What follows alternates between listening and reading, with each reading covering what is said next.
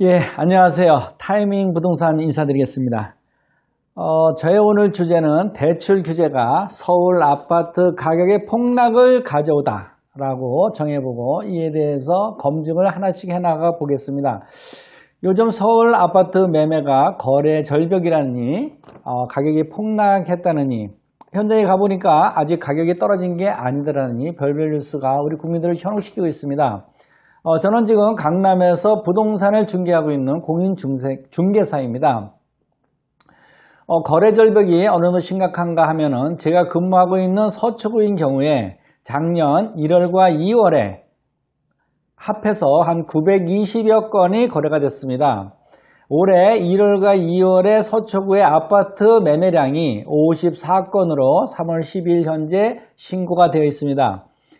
작년 대비 한 5.8%, 6%도 안 되는 거래량을 보고 있습니다. 이것은 거래 절벽이 아니라 거래 절벽입니다. 그래서 현장에서는 후방 산업도 많이 있습니다. 인테리어나 이삿짐이나 도배나 가구나 이런 것도 많은데 요새 심각한 실정입니다. 그리고 진짜 가격이 폭락했다는 얘기도 많이 나오는데요. 진짜 폭락했나? 이거를 제가 현장에서 보면요. 사실 거래량이 없기 때문에 시세라는 게 없습니다. 표본이 너무 적어서 이걸 시세로 얘기할 수도 없고 아파트라는 게 단지가 크다 보면 동별, 층별, 또 남향이냐 북향별 가격이 많이 차이 나기 때문에 지금 계약이 한두 건 된 걸 가지고 절벽이라고 얘기하기는 조금 급매라는 표현이 맞는 것 같습니다.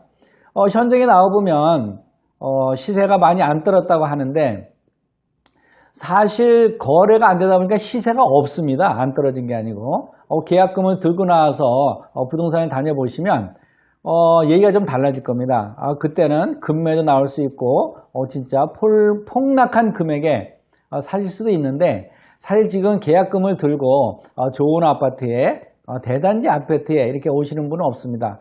왜냐하면 집값이 떨어질 게 뻔한데 굳이 이렇게 서둘러서 살 필요가 없다고 대부분 생각하기 때문이죠. 그래서 지금 대출 규제가 제가 오늘 제목이 대출 규제가 서울 아파트 가격 폭락시키다입니다. 대출 규제가 어떻게 폭락시키는지 제가 과거 사례나 차트나 거래량이라든지 정부 정책과 곁들여서 한번 심층 분석해 보겠습니다.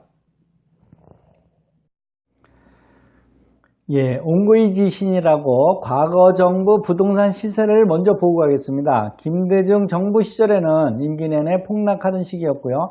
노무현 정부 시절에는 임기 내내 폭등을 했습니다. 이명박 정부 시절에는 지속적으로 하락을 하던 시기였고요. 박근혜 정부 때는 대폭 상승하던 시기였습니다. 문재인 정부 들어서는 폭등을 하다가 지금은 거래 절벽에 와 있습니다. 어느 정권에서는 폭락하고 어느 정권에서는 폭등하고 도대체 그 당시에 무슨 일이 있었으며 무슨 정책이 나왔는지 그걸 알기 위해서 음마아파트를 심층 분석해 보겠습니다. 음마아파트는 서울의 대표적인 아파트고요. 28개동 4,424가구가 있는 대규모 단지입니다. 대치역부터 여울역까지 크게 자리 잡고 있고요. 음마아파트는 35평 또 31평 두 가지 평대로 구성되어 있고요. 35평 실거래가를 보면요. 제가 2006년부터 2018년도까지 전수조사를 했는데요. 2006년도에는 86건이 거래되면서 최고가 1억 14억, 최저가 9억 2,700, 86건 평균가가 11억 5천이 나왔습니다. 이때가 노무현 정부 시절인데요. 노무현 정부 시절은 임기 내내 폭등을 했다고 말씀드렸는데요. 마지막 해가 2007년도입니다. 2004, 5, 6, 7 계속 폭등하고 있습니다. 임기 내내 부동산 안정화를 위해서 별의별 수단과 정책을 다 써봤지만 전부 실패하고 맙니다. 임기 말에 돼서야 2007년도 3월 달에 민간 경제 영역인 대출 규제를 하면서 이 한 방으로 부동산은 폭락하게 됩니다. 이때 LTV DTI 40%라고 하는 집값의 최고 한도 40%까지만 대출을 해주겠다. 이런 정책이었죠. 이 정책으로 말미암아 물경 7년간 서울의 아파트값은 빠지게 됩니다. 2013년도까지 끊임없이 빠지고 있는데요. 한 20% 정도 빠졌습니다. 이에 2013년도 박근혜 정부가 들어서면서 집값도 안정화됐고 서민들의 주택 구입을 원활히 해주기 위해서 구입자금을 대출 규제를 대폭 완화해서 구입자금을 쉽게 해줍니다. 의도와 뜻은 좋았는데 결국 이것이 그 뒤로 부동산 폭등해서 결국 4년 만에 100% 상승에 폭등하게 되는 빌미를 제공하게 되죠. 박근혜 정부 때는 집값의 70%까지 대출을 해주는 정책이 나왔습니다. 한 7년간 부동산이 떨어지다 보니까 그렇지 않아도 사고 싶은 가수요가 많은 상태에서 지불 능력을 담보해주는 금융이 지원을 해주기 때문에 사라는 의지와 지불 능력이 합쳐져서 진정한 수요량으로 변한 겁니다. 그러다 보니 4, 5년 만에 100%까지 폭등하게 됐는데요. 문재인 정부가 2017년 5월에 들어서면서 2017년 7월부터 거의 매달 부동산 안정화 대책을 쏟아냅니다. 그렇지만 모든 정책을 쏟아낼 때마다 잠깐 주춤하는 듯 하다가 계속 폭등을 해왔습니다. 결국에는 2018년도 9월 13일에 대출 금지라는 민간 경제 영역을 또 건드립니다. 이 한 방으로 거래 절벽까지 나오게 된 겁니다. 결론적으로 말씀드리면은 대출 규제를 했더니 서울의 아파트 가격이 하락하고 대출 완화를 했더니 아파트가 폭등을 하고 대출 금지를 했더니 거래 절벽까지 오는 이 지경이 왔습니다. 대출 금지라는 문재인 정부의 대출 조건을 보면요. 조정지역에서 적용을 받는 건데요. 조정지역이라 하면 현재 서울 전역, 과천시, 세종시, 성남, 하남, 고양, 광명, 남양주, 동탄, 부산 6개구 등이 있고요.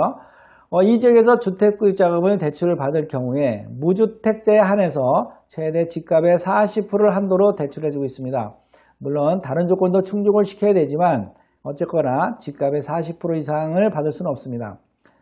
집이 한 채라도 있는 소유자라면 원칙적으로 주택구입자금을 1원도 받을 수가 없습니다. 다만 예외적으로 기준주택을 2년 내 매도하는 조건으로 집값의 40% 한도로 대출을 받을 수 있지만 2년 내 매각을 하지 못한다면 많은 제재 조건과 제재 요건과 강제 매각까지도 당할 수 있기 때문에 쉽게 이렇게 받을 수는 없을 겁니다.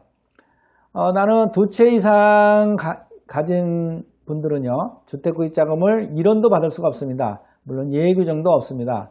나는 집을 살라고 대출 받는 게 아니고 기존 집을 가지고 대출을 좀 바꾸고 싶다 하더라도 생활안정자금으로 1억까지는 대출이 되기 때문에 지금의 가계대출은 한도가 1억 정도라고 보시면 되겠습니다.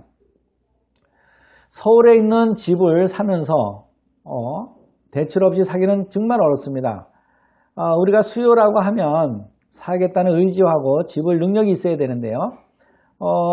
집을 능력은 집값이 엄청 싸되면 집을 능력이 있는 분들이 많이 나와서 수요가 많이 늘어나겠죠. 집값이 안 떨어지더라도 집값만큼 대출을 해주면 내 돈 1원도 없으니까 지불 능력은 누구나 갖고 있는 겁니다. 그래서 수요가 늘게 되는데 지금은 대출이 금지되어 있기 때문에 쉽게 주택의 수요가 붙을 수가 없습니다. 결국 지금은 거래 절벽까지 와 있는 상태죠. 거기에다 또한 집값 등락의 기타 요인을 보면요. 물론 주택의 공급과 수요가 있겠죠. 종합부동산세 인상도 영향을 미칠 겁니다. 또한 양도소득세 중과도 수요를 감소시킬 거고요. 주택임대사업자 혜택 축소 또한 수요를 감소시킵니다. 건강보험료 개편론도 주택 수요를 감소시킬 건데요. 일단 중요한 거니까 공급을 한번 보겠습니다. 서울시에. 서울시의 주택의 입주와 멸실을 차감한 공급을 보면은요. 2010년부터 2015년까지는 입주 물량이 굉장히 많습니다. 하지만 2015년부터는 재개발이나 재건축을 위해서 멸실하는 주택이 입주하는 물량보다 물경 4만 4천여 가구가 많습니다. 이때 멸실된 주택들이 완공이 되어서 2019년도부터 이제는 입주가 하게 됩니다. 향후 몇 년간은 공급이 많다고 할 수 있습니다. 거기다가 3기 신도시 20만 가구가 또 순증이 예상이 됩니다. 공급은 이렇게 늘는 걸 알겠는데 그러면 수요는 어떻게 될 거냐? 방금 전에 말씀드렸다시피 수요를 하면 우리가 경제학적으로 수요량을 말하는데요. 둘을 갖다가 보면 사겠다는 의지와 지불 능력이 있어야 되는데 사실 지금 대출 금지 상태 하에서 지불 능력을 갖추기는 엄청 어렵습니다. 그렇다 보니까 수요가 발생을 할 수가 없습니다. 또 양도세 중과도 주택 감소와 수요 감소 요인이 같이 상존하는 거고요. 종합부동산세는 분명 주택 수요를 감소시킬 겁니다. 거기다가 주택 임대 사업자 혜택 축소도 주택 수요 감소 요인이 됩니다. 이런 거는 하나하나 너무 오랜 시간 설명을 해야 되기 때문에 나중에 다른 편에서 설명을 해드리겠습니다. 건강보험료도 우리가 무관심하지만 주택이 보유수가 늘어나면서 건강보험료도 엄청나게 늘어납니다. 이것도 주택 수요 감소 요인으로 될 겁니다. 지금까지 보셨지만 대출 완화 시점이 바닥이고 대출 규제가 풀릴 때까지 떨어질 것이며 대출 금지가 안 풀리면 5년 내 반토막까지도 폭락할 가능성이 있습니다. 전세자금 대출 규제하면 전세가도 역시 폭락할 수 있습니다. 우리가 부를 축적하기 위해서는 부동산 투자를 안 할 수가 없습니다. 우리나라에서 투자할 수 있는 게 예금은 이자가 너무 적고 주식은 너무 불안하기 때문에 그래도 안전자산을 속하는 부동산에 투자하게 되는데요. 부동산 투자는 반드시 기회가 되면 능력이 되면 하면 좋습니다. 근데 타이밍이 제일 중요합니다. 지금은 팔 타이밍이고 바닥이 살 타이밍인데 대출 정책만 잘 관찰하고 있어도 언제가 바닥일지는 누구나 알 수 있습니다. 결론적으로 말씀드리면 대출 정책만 잘 관찰하셔도 팔 타이밍인지 살 타이밍인지 분명히 아실 수 있습니다. 지금은 팔 타임이고 대출 규제가 좀 완화된다는 시그널이 나올 때가 살 타임입니다. 우리나라에서 부동산 투자를 하지 않고 큰 돈을 벌 수가 없습니다. 여러분도 좋은 타이밍을 잡아가지고 좋은 기회를 잡으시길 바라면서 지금 저는 아무리 좋은 타이밍이 오더라도 과연 그 아파트를 싸게 사는 기준이 뭐냐? 적어도 13년치, 2006년부터 확인할 수 있는 13년치의 그 아파트에 대해서 모든 정보를 알 수 있다면 과연 이게 싼 건지 바닥인지를 더 확실히 알 수가 있습니다. 그래서 제가 다음 편부터는 전국에 있는 모든 아파트 단지의 13년간 실거래가를 분석해 드릴 것이고요. 앞에 한 5, 6분 정도 분석해 드리고요. 뒤에 5, 6분 정도는 부동산을 거래하면서 부동산을 바라보면서 반드시 알아야 될 법규, 반드시 알아야 할 정책, 반드시 알아야 할 세금 관계는 그 뒤쪽에서 잘 하나씩 설명드리겠습니다. 지금까지 제 설명에 조금이라도 도움이 되셨다면 격려 차원에서 구독, 좋아요 부탁드립니다. 감사합니다. 타임 부동산이었습니다.